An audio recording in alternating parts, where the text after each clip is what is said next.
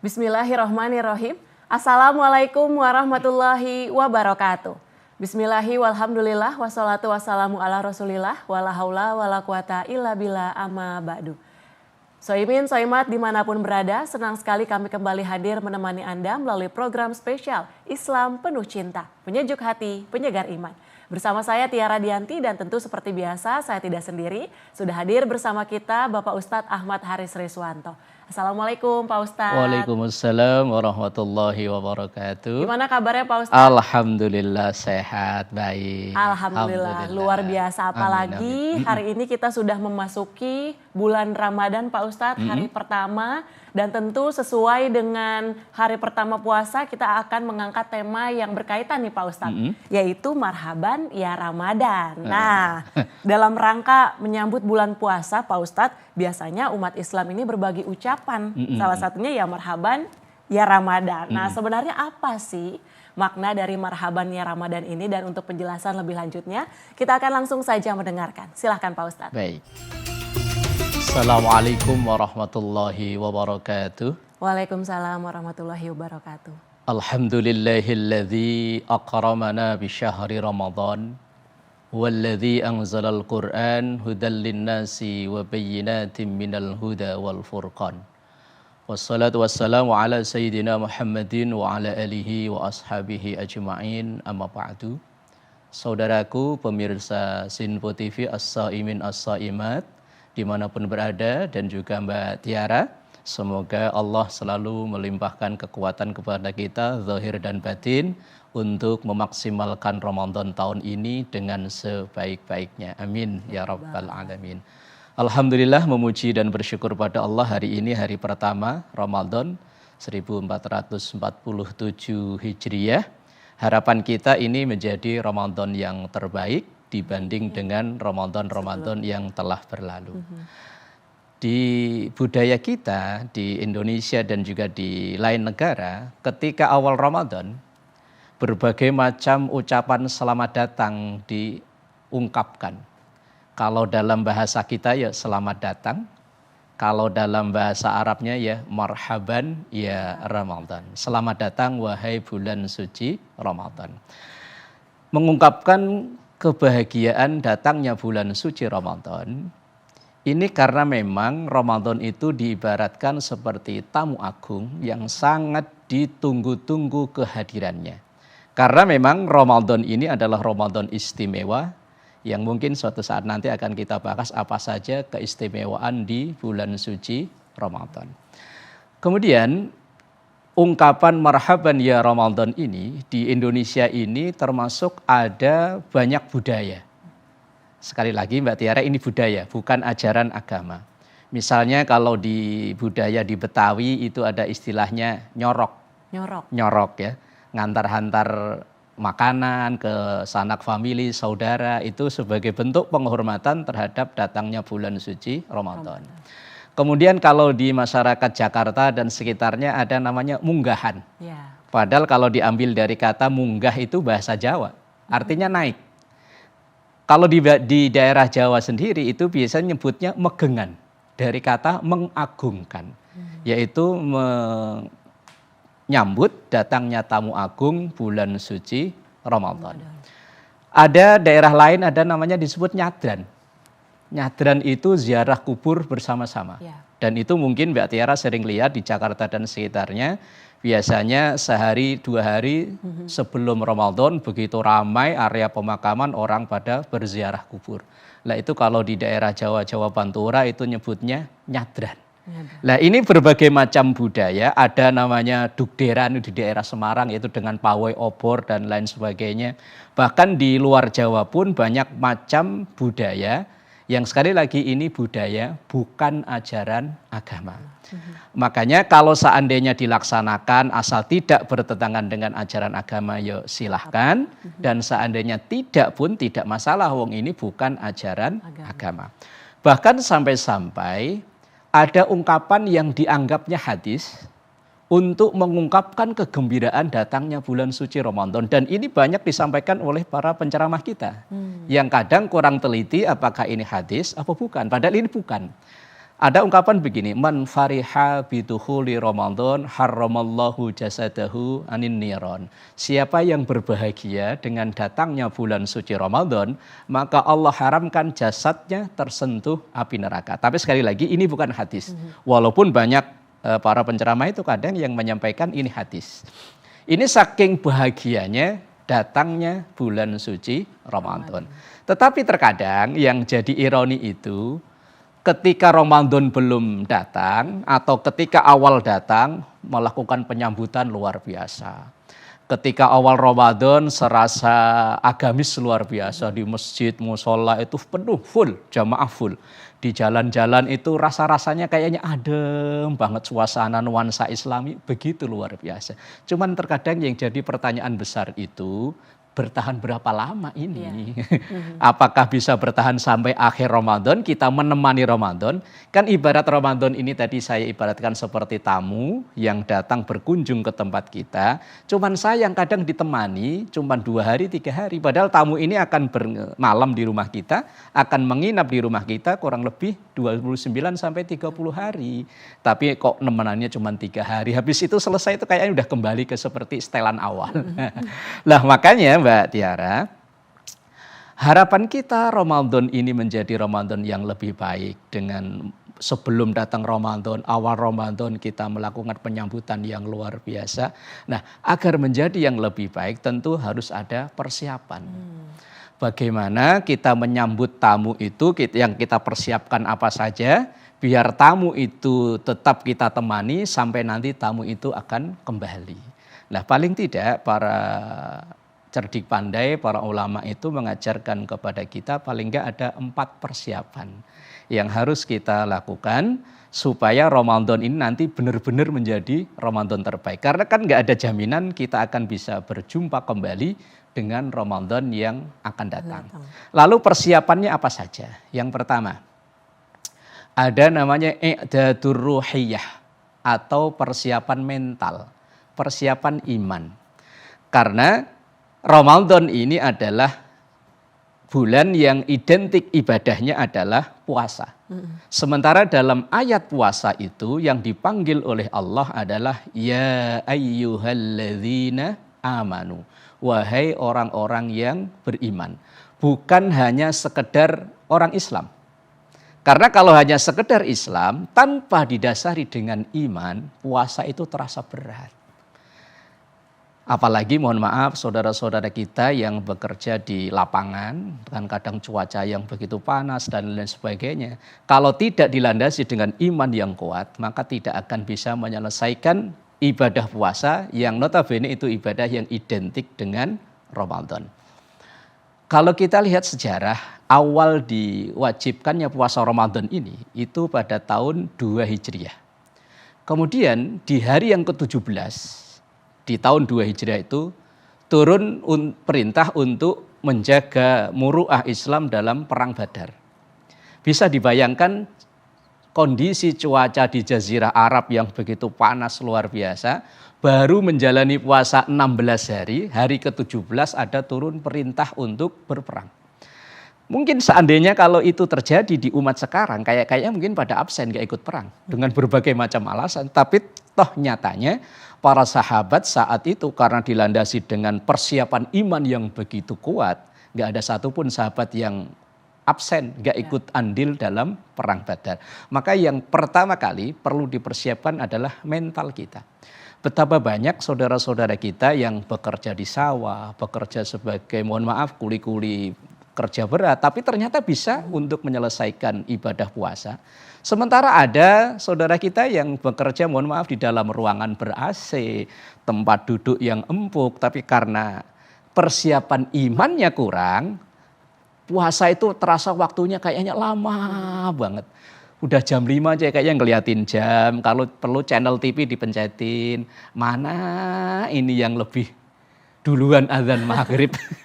Karena memang tadi persiapan imannya belum kuat. Maka dalam rangka marhaban ya Ramadan, menyambut Ramadan dengan yang terbaik, maka yang persiapkan kita pertama adalah i'dadur ruhiyah, persiapan iman kita.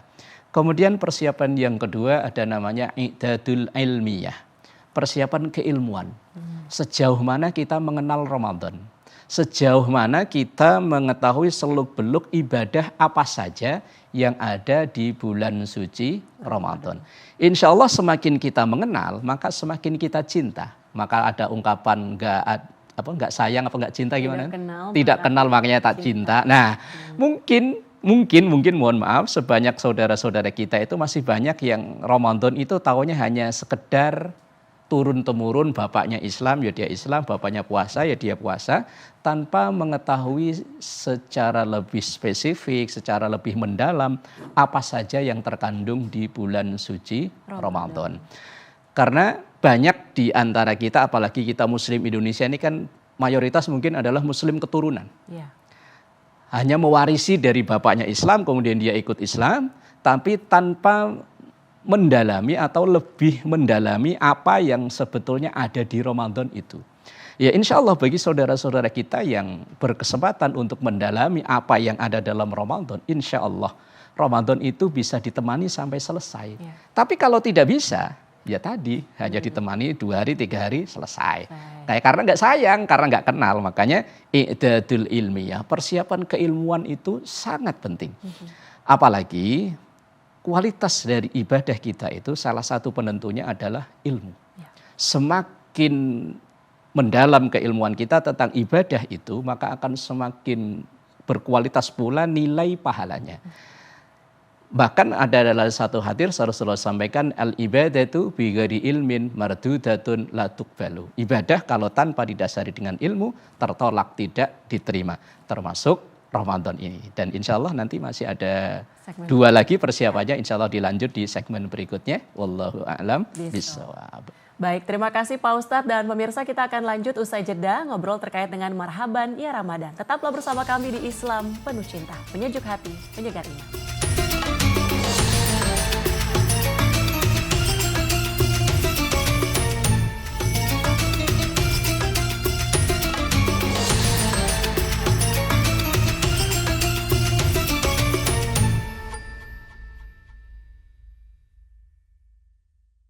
Alhamdulillahirabbil alamin, Anda kembali menyaksikan Islam Penuh Cinta, penyejuk hati, penyegar iman. Masih bersama saya Tiara Dianti dan tentu bersama Bapak Ustadz Ahmad Haris Riswanto, di mana di puasa pertama hari ini kita membahas terkait dengan marhaban ya Ramadan. Tadi Pak Ustadz juga sudah menyampaikan bahwa sejumlah persiapan ini harus dilakukan ya Pak Ustadz dalam menjalani bulan Ramadan. Tadi sudah disebutkan yang pertama yang paling penting adalah iman. Nah kemudian ternyata ada lagi yaitu soal keilmuan. Nah ini masih ada 2 lagi bagaimana bentuk persiapan kita dalam menjalankan ibadah di bulan Ramadan. Biasanya kalau hari pertama tuh masih on fire Pak Ustadz. Masih semangatnya dalam menjalankan taraweh, puasa gitu Pak Ustadz. Bahkan war takjil juga. Nah biasanya selama 30 hari tadi Pak Ustadz juga menyampaikan ada fase naik turun nih, makanya sejumlah persiapan ini perlu dilakukan. Nah silakan dilanjut nih Pak Ustadz. Baik, saudaraku, shaimin as-shaimat, pemirsa Sinpo TV dimanapun berada, juga Mbak Tiara. Memang keberhasilan sesuatu kegiatan itu biasanya dipengaruhi oleh persiapannya. Makanya tadi persiapan pertama adalah persiapan atau i'dadur ruhiyah, persiapan mental atau iman kita. Yang kedua i'dadul ilmiyah, persiapan keilmuan kita, sejauh mana kita mengenal Ramadan dan identik ibadahnya. Kemudian yang ketiga ada namanya i'dadul jasadiyah, persiapan fisik, persiapan kesehatan. Karena terkadang ketika pola makan kita ini jadwalnya dirubah, kadang berpengaruh dalam kesehatan kita. Makanya kadang banyak timbul penyakit justru ketika di bulan puasa. Ya penyakit yang ringan mungkin kayak radang atau lain sebagainya. Nah, persiapan fisik ini sangat dibutuhkan. Dalam satu sabdanya Rasulullah Sallallahu Alaihi Wasallam sampaikan, al-mu'minul qawiyyu ahabbu indallah minal mu'minid dhaif. Seorang mukmin yang sehat, seorang mukmin yang kuat itu jauh lebih baik di sisi Allah daripada mukmin yang sakit. Nah, ibadahnya orang yang sehat tentu akan lebih maksimal daripada ibadahnya orang yang sakit. Walaupun kalau seandainya memang Allah mentakdirkan sakit buat kita, itu pun bisa menjadi ladang pahala apabila kita bisa ikhlas dan sabar menerima sakit yang diberikan oleh Allah itu. Misalnya begini, puasa itu tidak akan bisa sempurna kecuali bagi orang yang sehat. Ya. Walaupun ada rukhsah, ada dispensasi, ada keringanan hukum, bagi kita yang saat itu mungkin sakit boleh tidak berpuasa. Tetapi nilai pahalanya akan jauh berubah, akan jauh berbeda. Puasa yang kita lakukan di bulan Ramadan sehari, kalau kita ya mungkin kurang lebih 14 jam, umat muslim Indonesia ini, berbeda dengan yang dilakukan di lain Ramadan, walaupun itu mengkodok puasa yang di Ramadan itu. Makanya sebisa mungkin, sekuat mungkin, kita itu menjaga kesehatan kita. Apalagi siang kita menjalani puasa, terus kita juga masih beraktivitas, menjalani pekerjaan seharian kita, kemudian malam kita melaksanakan ibadah salat tarawih, otomatis waktu istirahat kita, waktu tidur kita terkurangi. Kadang mungkin biasa kita bangun jam 3:30, kalau bulan Ramadan mungkin sebelum itu kita sudah bangun. Kemudian selesai sholat subuh kita jalan aktivitas, sudah rutinitas seperti biasa. Karena waktu istirahat otomatis berkurang, maka harus diimbangi dengan asupan yang berimbang. Ya. Biar kesehatan kita ini tetap terjaga. Dan segala aktivitas yang ada di bulan Ramadan itu, ibadah yang wajib maupun yang sunnah, bisa terselesaikan, bisa terselenggarakan dengan sempurna, dengan baik apabila kesehatan terjaga. Itu yang ketiga, persiapan kesehatan. Bagaimana kita menjaga kesehatan kita. Kemudian yang keempat, ini nggak kalah penting. I'dadul maliyah, persiapan pembiayaan. Walaupun makan cuman kelihatannya cuma 2 kali, cuman sahur sama buka puasa, tapi ternyata biayanya lebih besar daripada bulan biasanya. Karena mohon maaf, kadang kita ini terpancing dengan orang yang jualan di pinggir jalan. Konon katanya puasa itu untuk menahan nafsu, tapi ternyata ketika bulan puasa nafsu belanja kita malah gak terkontrol. Yang biasanya mungkin mohon maaf ada makanan-makanan tertentu kalau hari-hari biasa nggak pernah kita beli. Kalau di bulan puasa ya kita beli dengan alasan untuk menu berbuka puasa. Padahal kalau mungkin masih muda kayak Mbak Aya selera makan masih bagus lah. Nanti kalau udah usia yang 50 ke atas selera makan udah berkurang. Tapi terkadang selera berbelanjanya ya nggak berkurang. Ini makanya persiapan duit dalam bahasa kasarnya itu ya butuh di-manage dengan baik. Kalau tidak di-manage dengan baik, waduh bisa hancur-hancuran kita. Nggak bisa lebaran kayak orang-orang.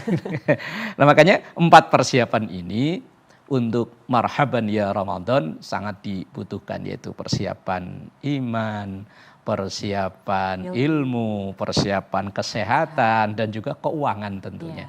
Nah kalau sudah persiapan sudah lengkap, ya kita hari ini mengawali Ramadan, insya Allah bisa sukses sampai nanti akhir Ramadan, dan itu harapan kita. Karena ada makalah mengatakan, man kana yaumuhu khairan min amsih fahuwa rabih. Siapapun yang Ramadan ini ada peningkatan kualitas daripada Ramadan yang lalu, maka dialah orang yang sukses. Apalagi waman kana yaumuhu sawaan min amsih. Kalau Ramadan ini kok sama saja, stagnan, begitu-begitu aja. Daripada Ramadan yang sudah berlalu, fahuwa khasir, rugi ini orang.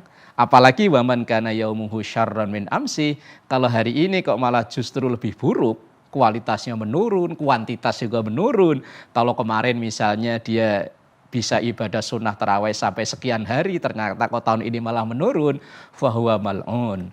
Orang ini termasuk orang yang terlaknat, na'udzubillah. Padahal kan kita nggak ada pengetahuan, kita nggak tahu apakah Ramadan yang kita jalani ini bisa sampai selesai atau tidak.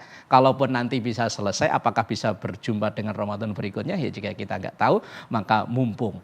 Kalau bahasa orang ya gunakan aji mumpung. Mumpung hari ini Ramadan, mumpung hari istimewa, mumpung bulan istimewa, kita harus melaksanakan hal-hal yang istimewa pula agar kita menjadi hamba Allah yang istimewa. Wallahu a'lam, Mbak Tiara.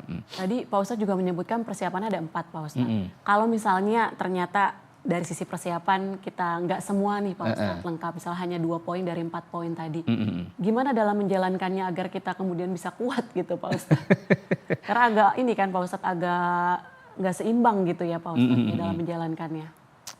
Baik, yang terpenting bagi kita seorang mukmin tentu adalah yang paling mendasar dulu, yaitu keimanannya dulu. Asal semuanya itu didasari dengan keimanan yang kuat, insya Allah untuk kelanjutannya itu hanya sebagai kelanjutan saja. Karena ibarat seperti sebuah konstruksi, iman itu adalah pondasinya. Ketika pondasinya ini kuat, pondasinya ini benar, maka bangunan selanjutnya ke atasnya insya Allah akan kuat dan benar. Tapi kalau pondasinya ini udah runtuh, walaupun dia ilmunya luar biasa, persiapan kesehatannya luar biasa, persiapan keuangannya luar biasa, tapi kalau imannya lemah, nggak selesai juga. Nah, betapa banyak orang yang fisiknya kuat, mungkin dia fitness, badannya bagus, kalau mungkin dia atlet, seorang atlet, ya mungkin masalah keuangan nggak bermasalah, tetapi karena kalau keimanannya tidak memadai, keimanannya tidak mencukupi, sama saja tidak akan bisa selesai. Maka sebetulnya yang paling terpenting dari 4 persiapan itu adalah i'dadur ruhiyah, pembinaan iman kita. Karena ini yang paling mendasar. Sesuatu kalau didasari dengan iman, jangankan untuk puasa yang hanya 14 jam. Para sahabat dulu rela menyerahkan nyawa yang cuma satu-satunya karena dilandasi dengan iman. Para pejuang kita yang memerdekakan bangsa ini, itu mereka persiapannya tentu mungkin fisik seadanya, keuangan seadanya, keilmuan mungkin ya malah banyak yang mohon maaf buta huruf, tetapi karena keyakinan yang kuat, dia satu sisi membela negara, satu sisi juga membela agama, insya Allah bisa terlaksana dengan baik. Maka apapun kalau dilandasi dengan iman, walaupun orang lain itu melihatnya sengsara, maka dia akan merasakan bahagia. Walaupun orang lain itu melihatnya kayaknya nggak enak, dia akan merasakan nyaman dan bahagia. Itu kalau didasari dengan iman. Tapi kalau tidak, walaupun orang lain nyaman menjalaninya, dia sendiri nggak nyaman. Makanya dari keempat persiapan itu, yang terpenting adalah keimanan itu, Mbak Tiara. Makanya keimanan itu ada dalam diri kita yang harus dipupuk dan terus, diantaranya dengan berdoa mohon pada Allah, dengan banyak berzikir, dengan banyak mempelajari bagaimana cara memperkuat iman, dan insya Allah apabila itu bisa dipenuhi dengan baik, Ramadan akan terselesaikan dengan baik. Baik. Dan kalau misalnya kita menyambut bulan Ramadan tentu dengan sukacita, dengan bergembira, karena kita merasa bulan Ramadan sebagai sarana menabung amal gitu Pak Ustadz, dan untuk meraih ridho Allah. Ada nggak sih Pak Ustadz anjuran bagaimana sih cara untuk menyebarkan terkait dengan Ramadan ini secara riang gembira kepada teman-teman kita, kepada keluarga gitu Pak Ustadz? Alhamdulillah di akhir-akhir ini banyak dai-dai muda yang untuk bisa menciptakan kreasi-kreasi baru untuk menciptakan Ramadan itu Ramadan ceria. Dengan mungkin ya, dengan gaya-gaya anak muda, dengan gaya-gaya kekinian. Ya alhamdulillah kita lihat banyak kegiatan di media sosial, banyak kegiatan komunitas anak-anak muda yang itu bisa memfasilitasi anak-anak kita atau anak generasi-generasi kita untuk lebih bahagia dengan Ramadan, untuk bisa menikmati Ramadan, bukan hanya di seremonialnya belaka, tapi juga di ritualnya. Dan ini bisa kita lihat di media sosial itu banyak gerakan-gerakan dai-dai muda, anak-anak kita yang peduli dengan agama, yang menciptakan kreasi-kreasi, bukan kreasi ibadahnya ya, kreasi untuk menikmati, untuk membuat ibadah itu menjadi bahagia. Karena sesuatu kalau dijalani dengan bahagia, maka walaupun berat nggak akan terasa berat.